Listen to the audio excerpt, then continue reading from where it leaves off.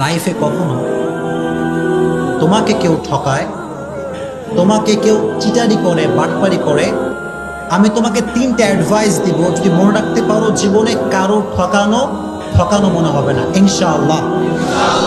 যদি লাইফে তোমার গার্লফ্রেন্ডও ঠকায়, তোমার বন্ধু ঠকায়, যেই ঠকাক না কেন, তিনটা অ্যাডভাইস মনে রাখবো। যদি বলো কয়টা অ্যাডভাইস?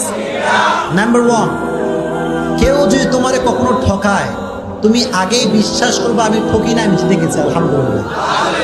কারণ মানুষ যে মানুষকে ঠকায় এর সবচেয়ে বড় মাধ্যম হচ্ছে মিথ্যে কথা, মিথ্যে আশ্বাস, মিথ্যে ছলনাময়ী ভালোবাসা।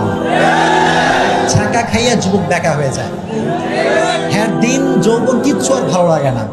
তো এই যে মানুষ তোমাকে ছাকা দেয়, কষ্ট দেয়, প্রতারণা করে, এটা মিথ্যের মাধ্যমে মানুষ বেশি করে। হাদিস শোনেন, একবার রাসূল করিম সাল্লাল্লাহু আলাইহি ওয়াসাল্লামকে একজন সাহাবী বলল, ইয়া রাসূলুল্লাহ, আপনার উম্মত কি জিনা করতে পারে?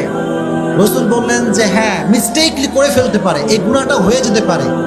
ইয়া রাসূলুল্লাহ, আপনার উম্মত কি সুদ খেতে পারে? রাসূল বললেন হ্যাঁ, মিস্টেকলি খেতে পারে, ভুল করে গুনাহটা করতেও পারে। কিন্তু রাসূল বললেন দেখো, আমার উম্মত একটা গুনাহ কখনো করতে পারে না।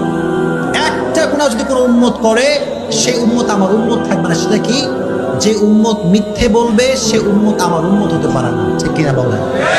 তো যে আপনার সে বাটপারি করছে সে নবীজির উম্মত থেকে বের হয়ে গিয়েছে। আর আপনি যদি ধৈর্য ধারণ করতে পারেন, আল্লাহর উপর তাওয়াক্কুল করতে পারেন, ইন্নামা ইউওয়াফাস সাবিরুনা আজরাহুম বিগাইরি হিসাব, যে ব্যক্তি সর্ব অবস্থায় ধৈর্য ধারণ করবে, কিয়ামতের কঠিন ময়দানে আল্লাহ তাআলা তাকে বলবেন তুমি দাঁড়াও। সব মজমা বসা, হঠাৎ করে আল্লাহ বলছে তোমরা কয়েকজন দাঁড়াও। তারা ভয় পেয়ে যাবে, আল্লাহ আমাদেরকে সবার মাঝে এক্সেপশনাল কেন তারা করাচ্ছে? আল্লাহ বলবে তোমরা যদি ধৈর্য ধারণ করেছো, আজকে বিনা হিসেবে জান্নাত চলে যাবে। এত আস্তে সুবহানাল্লাহ পড়ে কেন রে? আর একটু জোরে পড়েন সুবহানাল্লাহ। বলে কেউ আপনার ঠকাইলে আপনি ঠকছেন না জিতছেন? Number 1 advice. নাম্বার 2 অ্যাডভাইস হচ্ছে যখনই ঠকবেন, কষ্ট পাবেন, আগেই করবেন আলহামদুলিল্লাহ। এত আস্তে কেন? জোরে পড়েন আলহামদুলিল্লাহ। কেন আলহামদুলিল্লাহ? শুনুন, হতাশ হবেন না। এই যে মানুষ আমাদেরকে ঠকায়, একটা উপকার হয় কি জানিস? মানুষ কি চিনতে পারে যে কোনটা ধোঁকাবাজ আর কোনটা ভালো মানুষ। এটা জীবনকে আরো সামনে এগিয়ে দেয়। एंड यू नो, जिंदगी में कभी कभी आगे बढ़ने के लिए एक कदम पीछे भी जाना पड़ता है। জীবনে কখনো কখনো সামনে আগাবার জন্য এক কদম পিছু পা ফেলতে হয়। ঠিক কিনা বলে? মিজানুর রহমান আজহারি বলেছিল, আধারে ভয় পেও না, আলো আছে আড়ালে, অন্ধকার পালিয়ে যাবে তুমি উঠে দাঁড়ালে।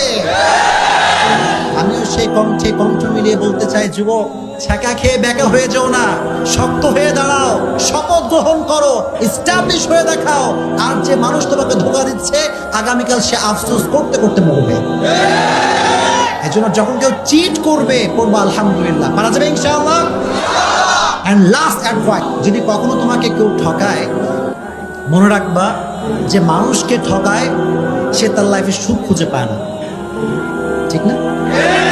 অনেকে বলে হুজুর যে ঠকায় সে খুব ভালো থাকে, হুজুর বিন্দাস ঘুরে বেড়াচ্ছে, কোনো টেনশন নাই। আরে ভাই, he hasn't peace of mind, he hasn't peace of heart।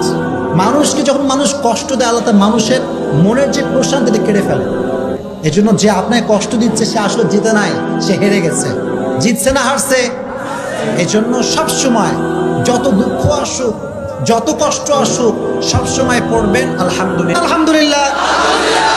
ওয়ালাসাউফা ইউতিকা রাব্বুকা ফাতারদা। তুমি যদি বিশ্বাস এবং ভরসা আল্লাহর উপরে করতে পারো, অচিরেই তোমার রব তোমাকে এমন কিছু দিবে, তোমার জীবনের সমস্ত দুঃখ কষ্ট আল্লাহ তাআলা দূর করে দিবে। সুবহানাল্লাহ পড়ে। এজন্য যুবক ভাইরা, ছাকা খেয়ে বেকা হয়েছে, এই কথা মনে থাকবে তো ইনশাআল্লাহ। আমি আসছি মোটিভেট করার জন্য, আমার কাজই তো এইটা। কি আমার ওয়াজ আপনারা শোনেন নাই? আমি যখন রাস্তাঘাটে যাই, আপনারা বিশ্বাস করবেন না, এই যে এদের মতো যুবকগুলো, সেদিন রাজশাহীতে, আমি থাকি কোথায়? কাছে না দূরে? অনেক দূরের মানুষ আমি, তো কুমিল্লা আসলে মনে হয় যে আমি নিজের জেলায় আসছি, এত ভালোবাসি কুমিল্লার মানুষ। তো আমি বাইক নিয়ে গেছি বাইরে রাস্তায়, শোনেন ভালো করে শুনবেন। তো আমি লেখালেখি করতেছি যে কি ওয়াজ করা যায়, লেখালেখি করতেছি। হঠাৎ করে একজন যুবক পা ধরে কান্না শুরু করছে, আমি নিজেই ভয় পেয়ে গেছি।